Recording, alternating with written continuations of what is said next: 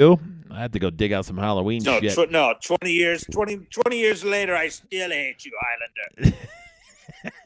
This is a video wrestling match because we're in COVID 2022.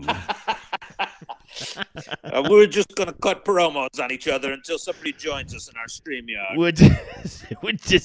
We're just gonna bitch and make faces at each other until one of us gives in and just slaps the mat in submission. This is over. I don't want to wrestle this way anymore. Bring back 2000. When did green screen like Street Fighter? Yeah. When did you come out? Background. When did you come out? There? 2014. When did I? No, fuck. It What do was you mean? way before then. 2002. What are you talking about? When that's so a 20-year anniversary. Yeah, so 2002. we were taking these. Years. We wouldn't have video cameras then. We did sketch artists for our wrestling shows. No, we were pixelized promos. Like if I. We had a bunch of court sketch artists. Wrestling. We had a bunch of court sketch artists do the wrestling like it was a cartoon show, and then afterwards we would have everybody flip the pages, and you could see the live action right in front of you. Tell us more. Like 8-bit. It's like 8. It's not even like 8-bit. It's like the fuck. You remember like the Sega CD? Yeah. No, not even That's that. what the promo like a Sega CD video. It was a cartridge. We had cartridges for our videos. We put them in. You know what? Our videos, like wrestling was so old for you. It was on beta. That's how long ago it was. The promo of Suburban Ninja is like he recorded it on the ColecoVision game system and then turned it in so he could put it on the website. You can't even read any of the words on the screen, and you can't understand them anyway, so that's not really important. But he looks like not even an 8-bit character cutting a promo. He did it in 8mm. Yeah, all those are pretty bad.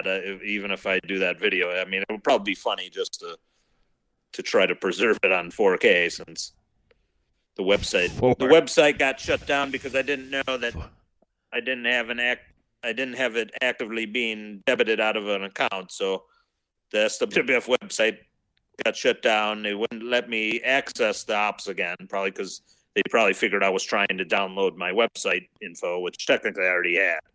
Man, I was just trying to regain access, and that's why the site got shut down. So we've been friends for almost 20 years.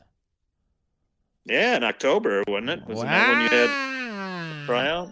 When I had a tryout, meet us at the park at the Third Ramada where we rent the space, and we will have many of you do a video, or do a promo, and then we will discuss with our high school friends whether or not you can be a part of our federation.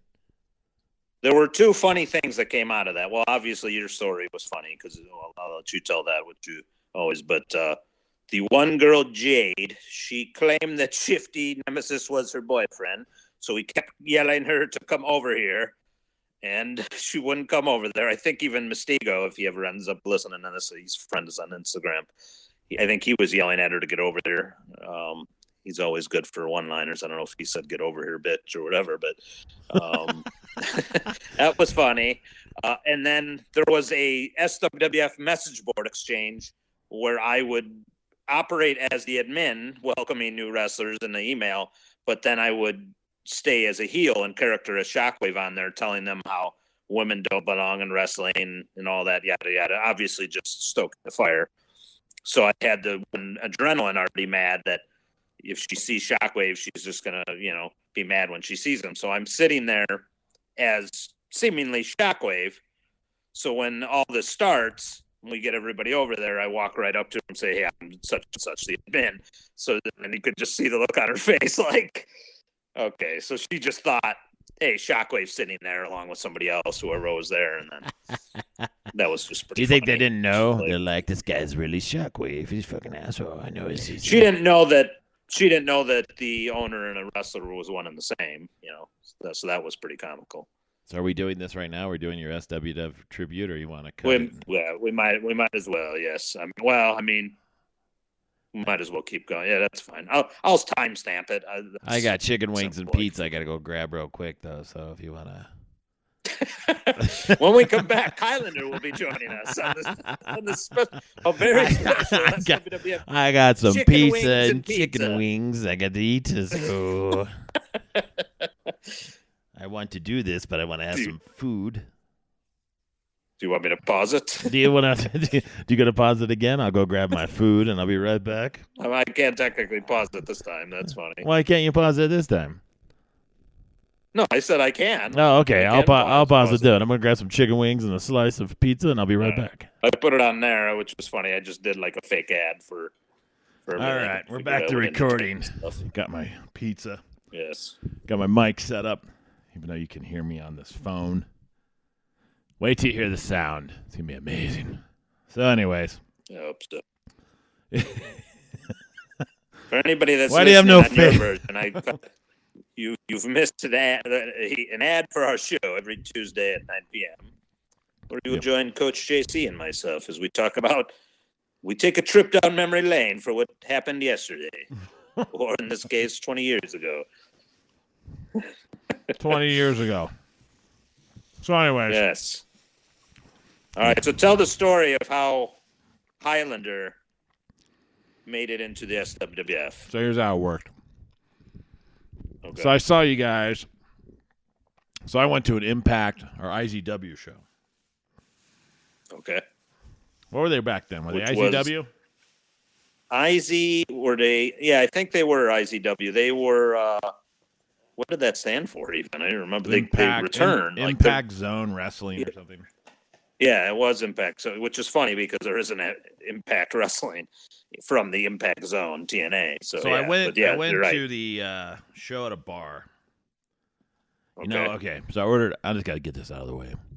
So I ordered a pound of wings. Did we flyer your car? I ordered a pound of wings, and you would think a pound. I got to take a picture of this. I don't know what they're weighing it with. Are they weighing it with bullshit scales? Is it like the? Are you talking now? Is this 2002 or is this like no? This is right now. I'm eating my food. And this is what this. You can post this on the website too. This is funny. This is a pound of wings. Yeah, well, and and then you know what it makes me. You know what it makes me think about. So remember in Daniel's Son, the one kid's. What'd you call that kid that's coming back? The kid from the Okinawa days. The kid from Daniel's Son's Okinawa days. What's that guy's name? Chosen. Remember when they're weighing? And they're like, you don't get. Huh. What the fuck is that? That looks like Chinese food. There's wings inside of a Chinese food container. So he goes, Chosen, remember? And he goes, we don't take your weights here. And then he goes, wait, what are these plates? And he knocks all that shit off. He finds out the weights are fake. Was this in Karate Kid 2 or in Cobra Kai? Karate Kid 2, remember? And he goes, hey, you don't do that. And he goes, hey, you fake my fake weights. Cobra Kai 2. No, Cobra Kai 2 was so long ago for me that Karate Kid. Karate Kid 2. Karate Kid 2 was so long ago I don't even remember it now. It's probably where he knocked the weights off. And they go, you cheat us. That's what it feels like. When they say that's a pound of food, and it looks like that's not a pound. So anyways. We're in inflation era right now, so everything you will pay the same amount that you used to, but now you will get a lot less food than you are used to. You pay for $50 of gas, but you only get a $10 gas. So, or now you pay $35 a pound for meat. You do. That's not fucking joking. Yeah, it's I bought insane. Steak, man. It's it was so funny. Every time I drive by the cow now, I'm just like, should I just run out of my car and go get one myself? Like, yeah. A cow in your backyard. This is going to be a lot cheaper than paying $35 a pound at the deli. Some farmer. Hey, bitch. He's worth $600,000 now. What the fuck? So, anyways. Right, so you're at an IZW do you think that cows walk around now like they're shit like, hey man, looking at gold-plated cow here, you don't fucking act like we're not worth anything. Yeah, they should have a big head now. Damn it, I forgot a napkin. Oh I'm such a pig. I don't have a napkin. I'm going to use my shirt. If you wipe it on your shirt, we will never know. You'll That's know. the beauty of radio. Everybody will know. My cat will know. My dog will know. The cat and dog will just be staring at you like a delicious piece of meat that costs too much for them to ever eat scraps again. You're like, I'm sorry, can't even afford a scrap now because technically this is worth $15.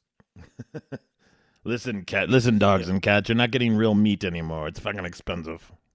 You're getting a hot dog. So, anyways, I'm gonna play this real quick, and you're not gonna hear it. You're gonna have to hear it on the post production. Oh. But this is what I'm at the show, and I'm watching okay, IZW. And then out of nowhere, these dudes approach me. They're like, come to our wrestling show. And I was like, oh, there's a wrestling show at Greenway High School? And the guy was like, yeah. And so he goes, so I go to your website, and the first thing I hear is this music. Go to there and they play System of the Down aerials. Oh, yeah, that's right. I forgot about that. The first person I see on the website is ShocXwave's face. Hair drenched across his face. It's totally covering his eyes. The dude looks mean. He's got a light that shines up through his face. And right when I click on it, the part of the song comes on right now, like this. I can't hear it. So it's life is a waterfall. Blah, blah, blah. Is it Angry Again from Megadeth? This wrestling looks like legit shit. Then I tune in and I see Havoc. And he looks kind of like Opie-ish, but he still's got this like black makeup on his side of his face. He looks mean. And then I see a kid named Shifty. And that kid, and also, what was his buddy's name? Shifty's buddy, Steve Mental. They all look. The lighting of this website made them all look just vicious.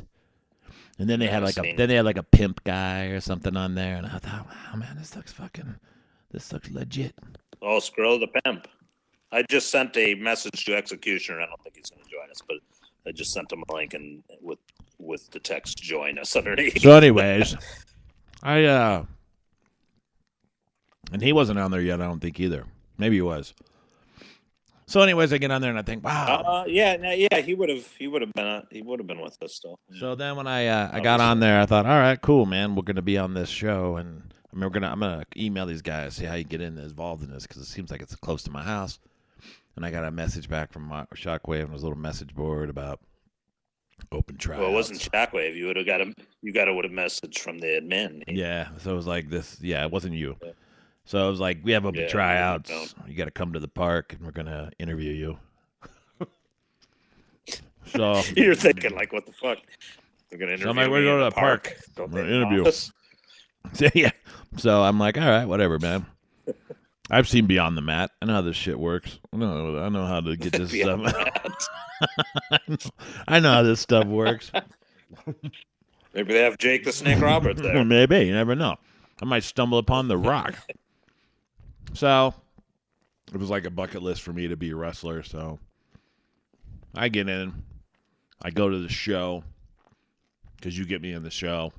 You told me to come watch the Greenway show. I come watch it. Pretty legit. Kind of fun to watch. You guys did a good job. A lot of craziness. Thank you. And then you had that one guy. It's a long show, too. I think we went at least 2.5 hours that show. We had the most people. This was the last show I believe you're talking about. We had the most people because of that newspaper. We had made the cover of the newspaper. Right. And we had a lot of people, and we gave them their money's worth for sure. So you guys, interesting show, good show. You had that one kid, the kid that made it on that video too, the one that hurt himself, or like would just do crazy shit. Right? Scar, he just do crazy shit and just beat the crap out of his body. Shout out to Matt, and he is, for anybody wondering who will hopefully listen to this. Matt is doing well still. He's had a lot of health stuff over the years. Blood clots in his leg, I think, were the result of a lot of that stuff from his rod in his back and stuff, and just numerous health issues he went through his life. But yeah, he just got some new teeth recently. So, and I know he's had just no spleen, like my brother too. He's giving a health update.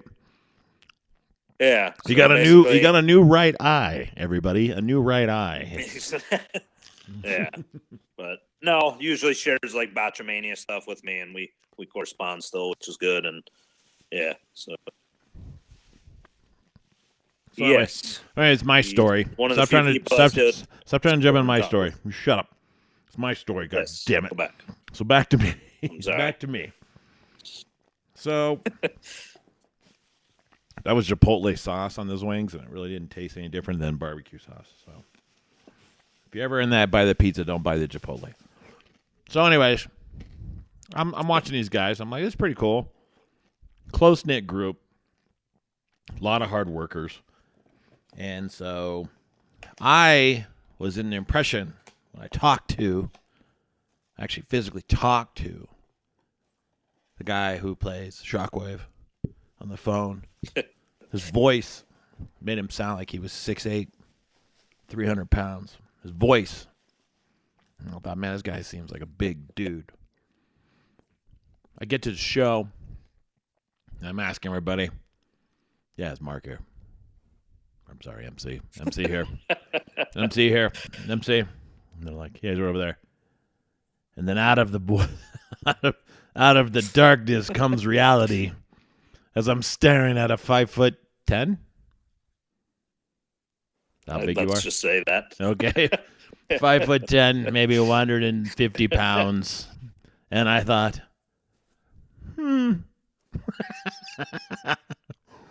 yeah, his voice made him sound super huge. Well, that's a thing. I think, and even the picture, even your picture, the picture you can't tell, yeah, because I think it was besides the one you were talking about with the hair down, that actually came for an old school photo that and how I did that and how that was edited, just because of the blue light with it. Yeah, that came out really good. And then I used one with like the lightning background. So now, folks, it would be a little mysterious of how tall I would be, but a lot of people fail to. He's working executioner, but a lot of people fail to remember that the height is on there. So if you did look at the bio of there, you will know like that.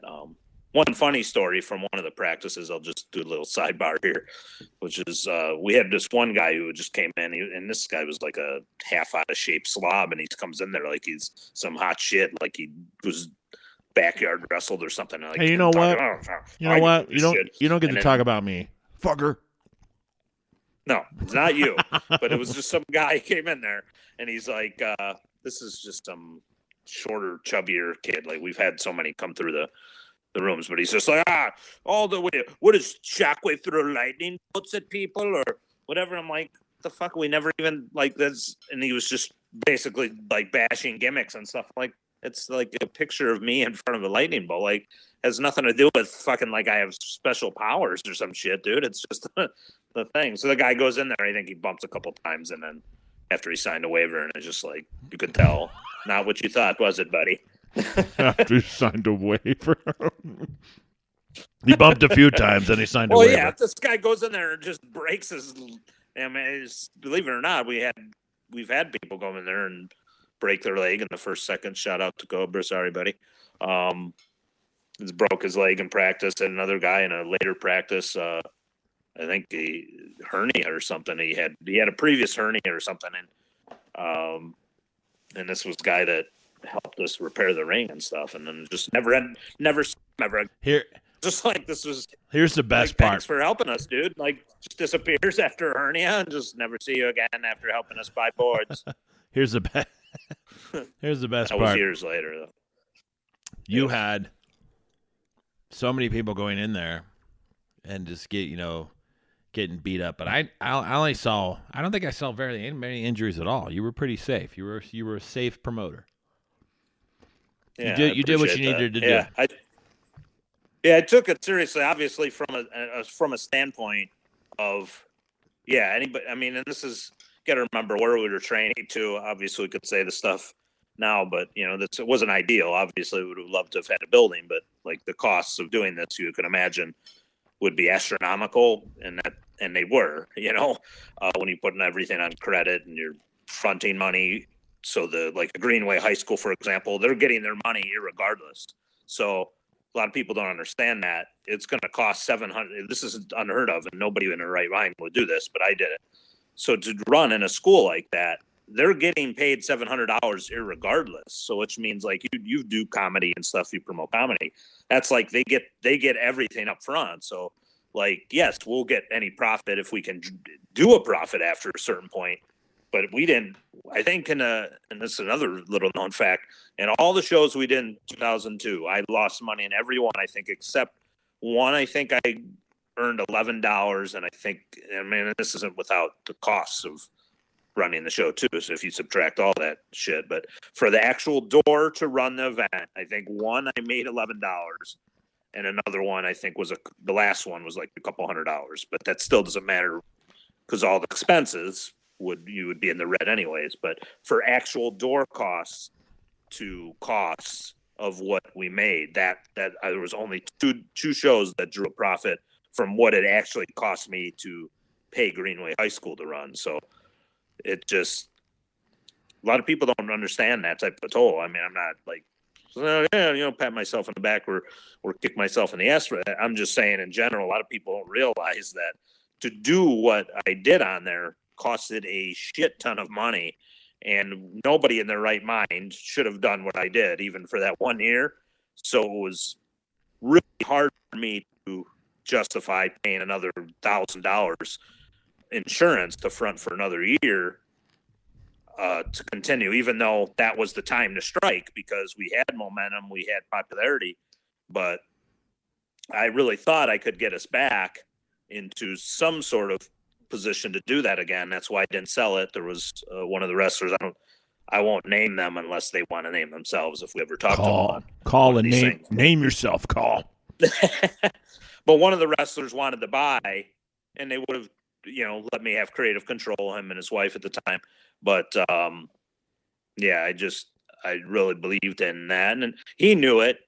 She thought I would sell or something, and maybe I should have, but he knew it because he knew exactly it'd be like selling a child at that point. It's their baby, and if you still feel like, hey, there's some value, we could bounce back and do something. I still had a vision. Yeah, I didn't want to give up on it at that point, but would it have been smarter to do that for the sake of the Federation? Of course, because then we would have existed as a company, but it wouldn't have been mine. It just, and anything could have happened. They could have dumped me right after it. There would have been no promise. So, and I don't believe he would have done that, but I mean, if half of it's his wife and she's tight with the other organization, yeah, I could have been squeezed out of me, or at least that could have been her plan, maybe not his, but any number of things could have happened. They wouldn't have owed me anything. That would have been a handshake agreement to let me maintain creative control or anything, but they could have bumped me the next day. I mean, but hey, things happen for a reason. Yeah. We tried to come back. ShocXwave, in 2000. ShocXwave's not for sale. ShocXwave is not for sale. Yeah, well, there's certain things too that when you do something like that as a little bit of an education to people. Even before I did I had a holding company and then I had a promoting company. So I may not be the smartest human being on the planet by any means. When it comes to this shit, I definitely made a lot of mistakes and was very stupid. The one smart thing I did was if someone did sue me as a promoting entity, they could have put out the SWWF, but they wouldn't have got any actual intellectual properties.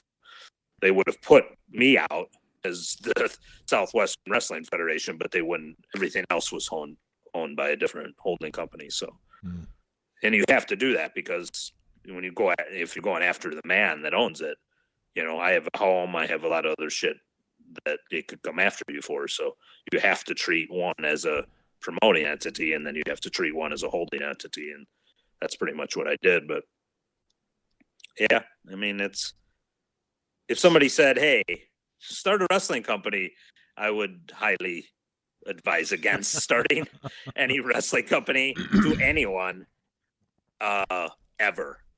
Yeah. Because I don't know, you have to lose an astronomical amount of money before you could make money. They say even Tony Khan, who runs AEW, is in the red still, but because his dad's $8 billion, whatever he's worth, they can be self-sustaining what they are now, but you're going to start off right there in the red. So there's no way I could bring in like a Honky Tonk Man or a Mick Foley or some, like those guys command their upfront price. They're like the Greenway High School, only they want a lot more than $700. So if you run, and don't you be can't pay too the Honky sure, Tonk man. I think you can get some of them for about $150 and a bunch of burgers. I don't know.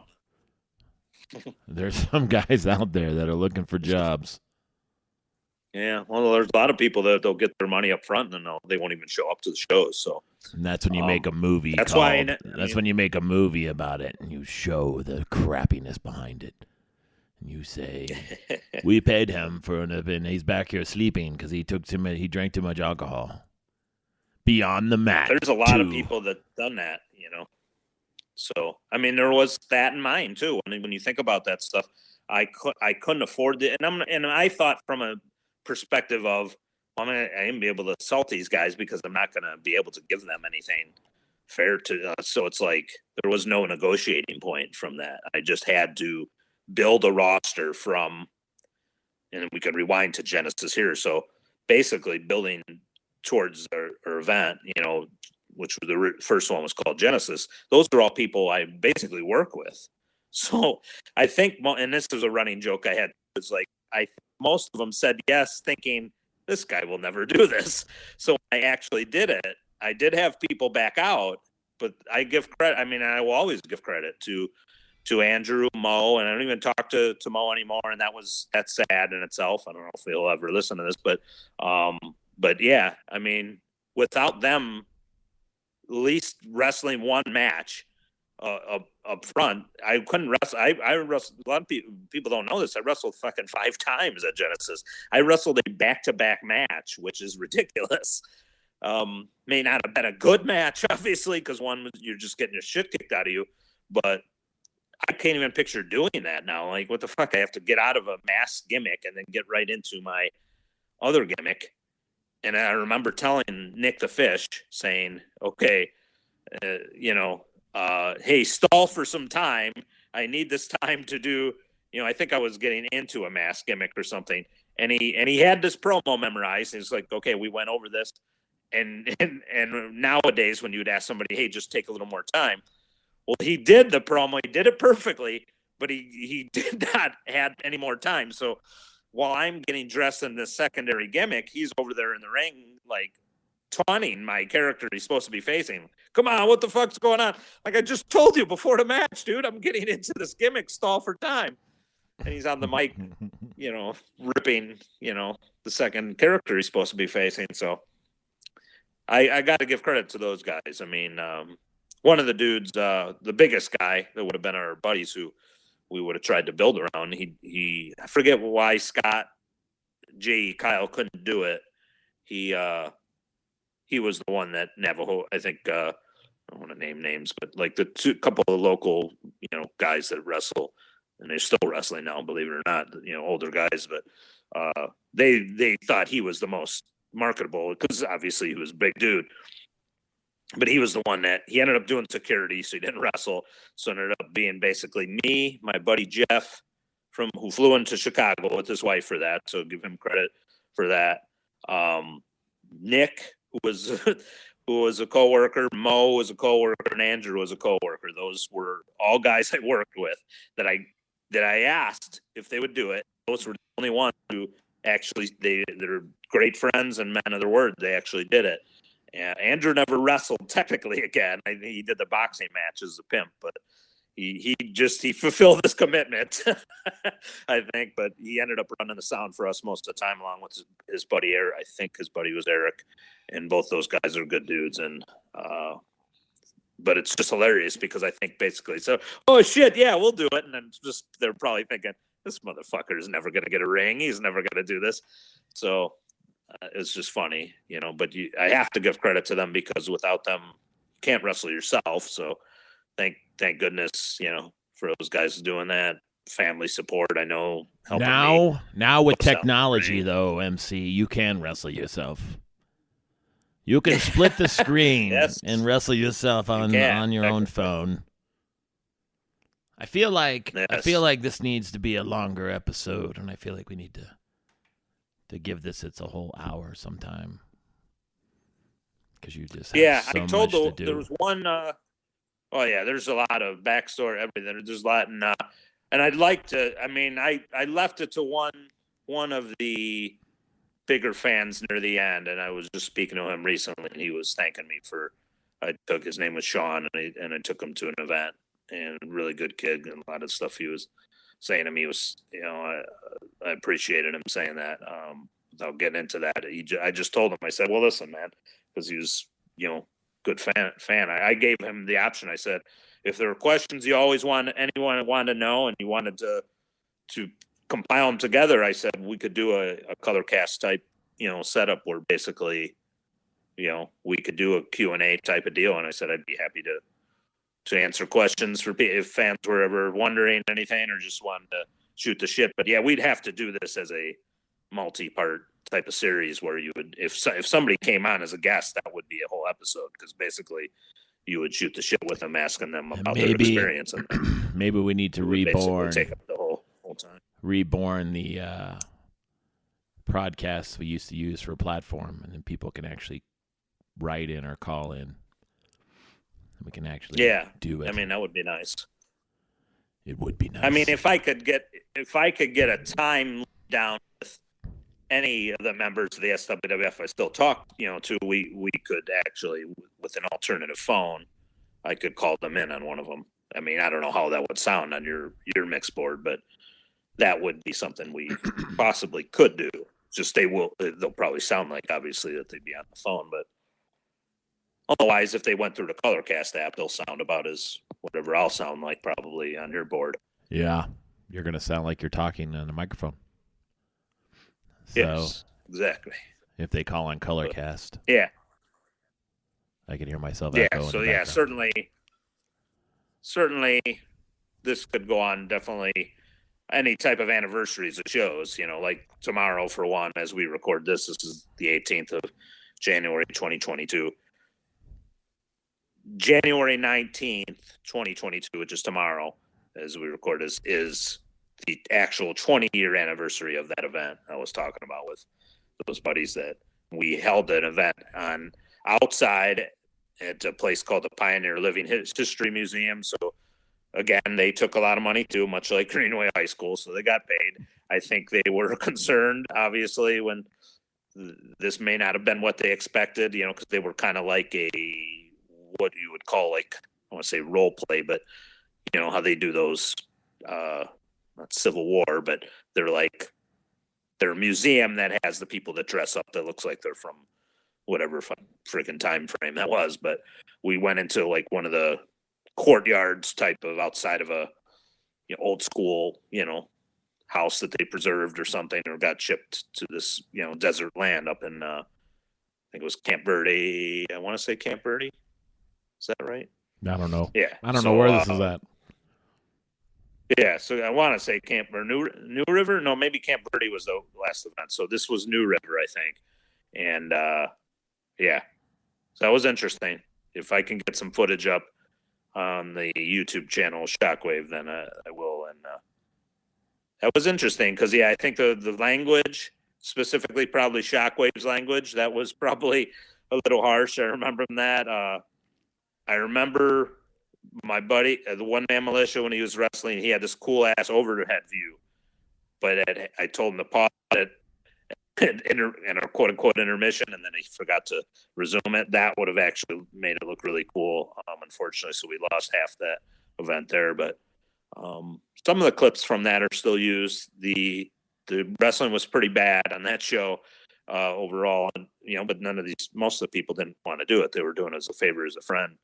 But the final cliffhanger type end of the match, and we went back and forth a little bit, me and a One Man Militia, with the ending to that match. But the cliffhanger of that, I stuck by that because I knew that no matter what, the ending of that show was going to have a holy shit moment. And that was, we had set it up with One Man Militia proposes to his valet, which is her name, was Lexus. That's Janelle, another good friend.